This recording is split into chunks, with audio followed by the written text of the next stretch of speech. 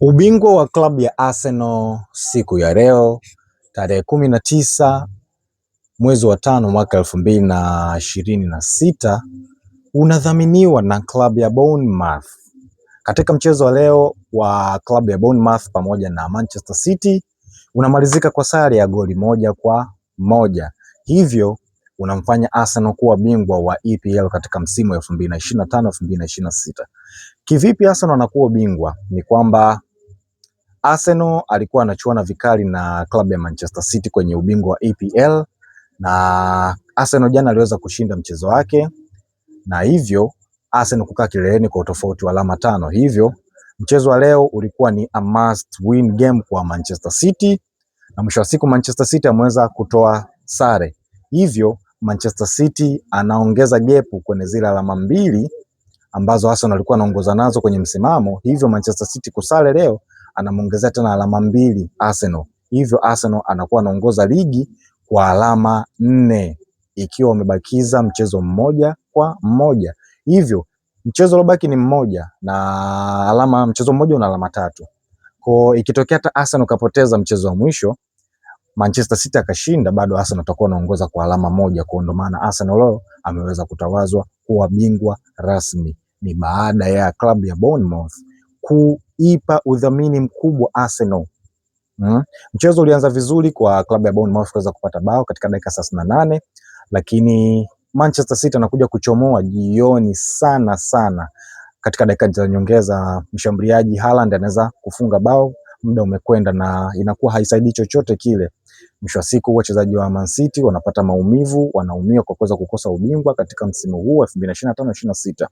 Lakini ukiangalia mchezo kulikuwa kuna ruga inaonekana kwa wachezaji wa Manchester City, walikuwa wanaonekana ni wamechoka sana. Yaani akili inataka lakini mwili hautaki. Ni hivyo tu, wachezaji wa Manchester City walikuwa wamechoka sana. Kwa hiyo mwisho wa siku ndo matokeo yameweza kuisha sare na Arsenal anafanikiwa kuwa bingwa wa EPL. Historia inaonyesha kuwa Arsenal ameweza kufikisha miaka 22 mpaka siku ya leo kuweza kupata taji la EPL. Yaani imepita miaka 22 tangu Arsenal apate ubingwa wa EPL. Na mara mwisho Arsenal kuweza kupata ubingwa wa EPL ilikuwa ni msimu wa mwaka 2023 2024, ndipo alipopata ubingwa wa EPL. Na imepita miaka 22 mpaka leo hii tena Arsenal anaweza kupata ubingwa wa EPL. Kwa hiyo ni kusubiri kwa muda mrefu sana, ni inahitaji moyo, inahitaji subira na inahitaji kuwa na moyo mpana sana. Mashabiki wameweza kuvumilia miaka 22 ni mingi sana, lakini mwisho wa siku leo Arsenal anakuwa bingwa wa EPL. Sasa reaction imekuwa kubwa sana kuanzia kwa mashabiki wa Arsenal dunia nzima, lakini mashabiki ambao wako England wenyewe walienda kwenye uwanja wa Arsenal, walikuwa nje ya uwanja wa Arsenal baada ya mechi kuweza kuisha, wakakusanyika wakaanza kushangilia pale. Aliyekuwa na bendera, aliyekuwa na jezi, aliyekuwa na tarumbeta, aliyekuwa na vuvuzela, wote walikusanyika nje pale wakashangilia. Lakini pia wachezaji waliokuwa kambini leo wameweza kureact kwa kufurahi baada ya kupata ubingwa. Sasa mimi hapa naenda kukuletea mashabiki wa hapa nyumbani Tanzania ambao ni mashabiki wa Arsenal kindaki, yani waambii chochote kuhusu Arsenal. Nitaanza na wa kwanza huyu, na shabiki wa kwanza huyu ni Edo Kumwembe. Edo Kumwembe ni mshabiki wa Arsenal kindaki. Nitaenda kukusomea alichoweza kukiandika katika mtandao wake wa Instagram. Kwanza ameposti picha yake akiwa amevaa t-shirt yake nyekundu ikiwa ina nembo ya Arsenal, alafu akaweka ujumbe wake kwenye Instagram ulikuwa unasomeka kama hivi.